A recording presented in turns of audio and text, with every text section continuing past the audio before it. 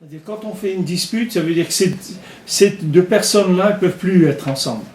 Elles ne peuvent plus se parler, elles ne peuvent plus se fréquenter. Ça veut dire qu'ils ont fait une cassure. Et cette cassure-là, elle a des conséquences sur des individus sur Terre. Des individus qui ne peuvent plus s'alimenter parce qu'on les oblige à choisir ça ou ça. Alors qu'eux, ils ont besoin des deux. Ils n'ont pas besoin, ils ne peuvent pas prendre que un. Ils ont besoin les deux. Ils ont besoin de fréquenter ça, cette personne-là et cette personne.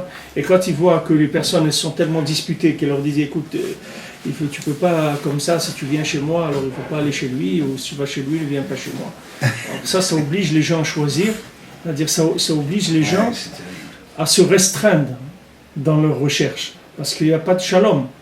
Alors maintenant on oblige à choisir, voilà, tu choisis ton camp. À droite ou à gauche?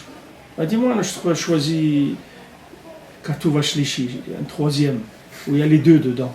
Il me faudrait quelque chose où il y a les deux. Troisième voie. Voilà. Où il y a la gauche et la droite ensemble. Oui. Je ne veux pas choisir la gauche ou la droite, parce que je vais me limiter. Si je vais à droite, je vais me limiter.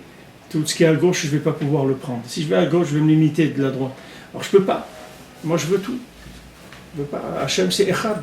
Hachem, c'est pas la gauche ou la droite. Hachem, c'est Echad, il y a tout. Donc à chaque fois qu'il y a des disputes comme ça, des froids, des choses comme ça, on perd dans le monde. On perd de la révélation de Dieu. C'est-à-dire on perd du bonheur dans le monde.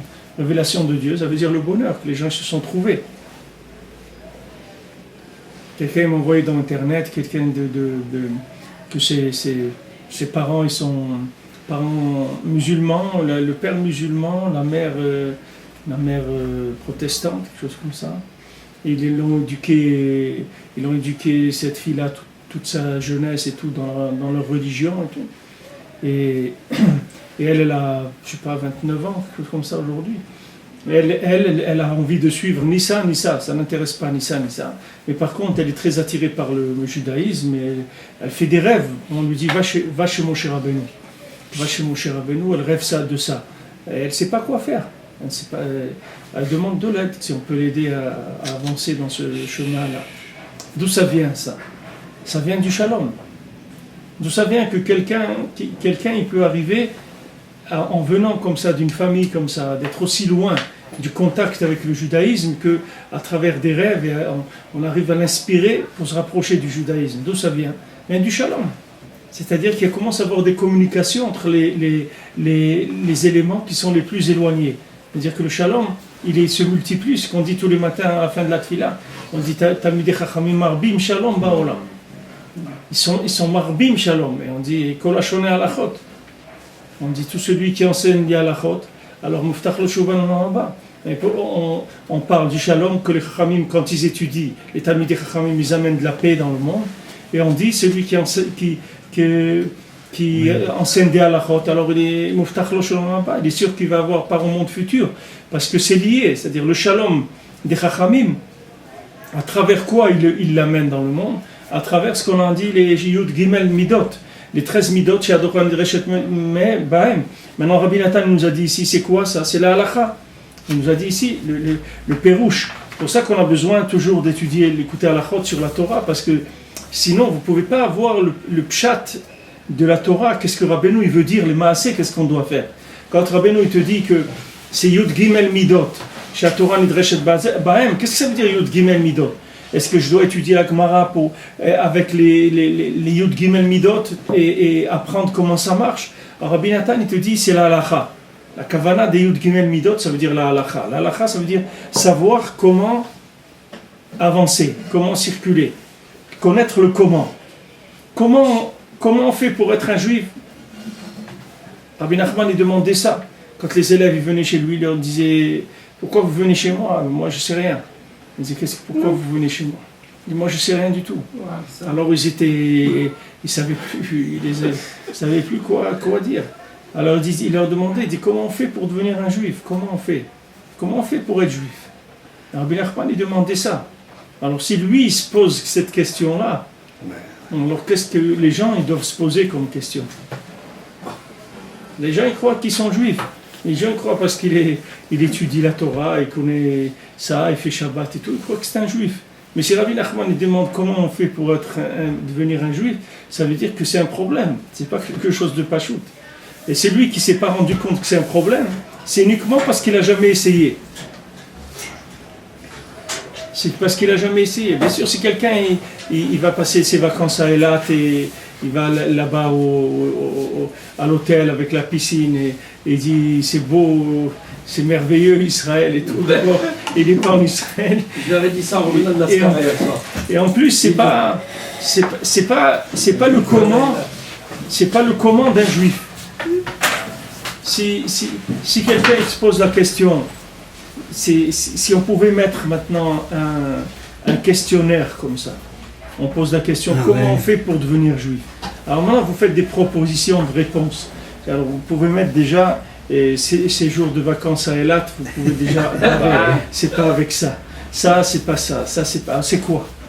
Comment on fait pour devenir un juif? Au moins, maman était juive, alors bon, c'est là le commencement. Bon, ça veut dire il peut vivre comme un juif s'il veut. Mais il faut qu'il arrive. Il faut que son âme elle soit béchalom avec son corps, de son vivant. Si on veut que la personne, quand elle va dans sa tombe, elle veut que l'âme elle reste un petit peu avec elle. Il faut déjà, quand il est vivant, que l'âme soit avec lui. Si maintenant lui, il va à Eilat ou au truc, c'est sûr que la Neshama, elle va pas à Eilat, elle n'a rien à faire là-bas. La Neshama, elle va dans les Mekomok de Gdusha, elle ne va pas dans les endroits, elle ne peut pas supporter. Quand le corps, il l'emmène dans des endroits qui sont asphyxiants pour l'âme, ça n'intéresse pas. Donc chacun a besoin d'Alacha. L'Alacha, ça veut dire, la lechet, ça veut dire aller, il doit savoir comment faire. C'est ça qui nous intéresse. Comment on fait pour devenir juif? Comment on fait pour arriver à se brancher de manière à trouver notre place et trouver notre bonheur dans la Torah? Parce que les gens qui vont chercher dans des endroits, et à Eilat ou à Miami ou n'importe où, là où ils vont chercher leur bonheur, c'est parce que c'est des gens qui n'ont pas de Ahara de la Neshama. Si quelqu'un il a un Ahara de sa Neshama, il va pas aller du tout dans ces endroits-là. Ça ne l'intéresse pas. Mais comme il a le corps qui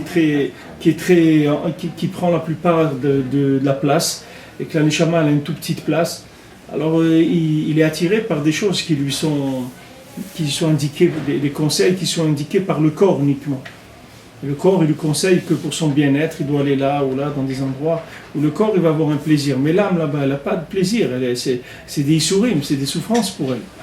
Donc si le corps, il a fait souffrir tout le temps, à un moment, elle s'en va, l'âme. Elle dit, écoute, mon ami, si tu ne me laisses pas un peu de place, au moins un petit peu sur le banc, un petit signe, un petit peu en m'asseoir, je vais partir, c'est tout. Alors, il dit, maintenant, si l'âme, elle part, qu'est-ce qui se passe? Alors que la personne, elle va mourir, si l'âme, elle part. Donc il faut qu'il s'arrange pour qu'il y ait du shalom tout le temps. Tout le temps, il faut s'arranger qu'il soit béchalom.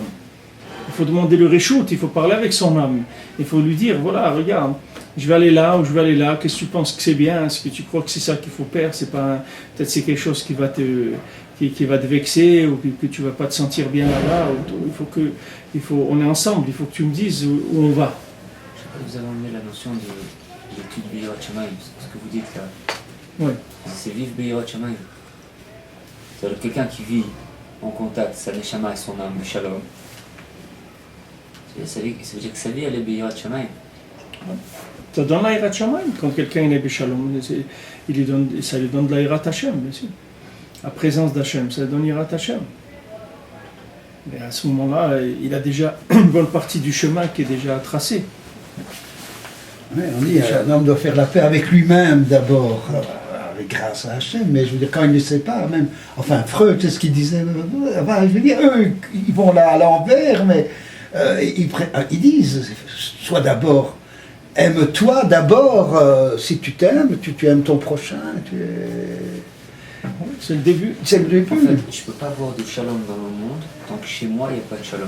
Non. C'est-à-dire que c'est pas qu'il ne peut pas avoir de shalom dans le monde tant que chez moi, il n'y a pas de shalom. Je n'ai pas dit qu'il ne va pas avoir. C'est pas ça. C'est-à-dire que moi, tant que je n'ai pas fait la paix avec moi-même. Alors tu peux pas enrichir le monde. Voilà, tu es révolutionnaire en toi-même. Tu n'enrichis pas le monde. C'est-à-dire ton expérience, ta vie, elle n'apporte rien au monde. tant que tu n'as pas la paix. Ouais, la paix. Tu n'arrives pas à transmettre quelque chose.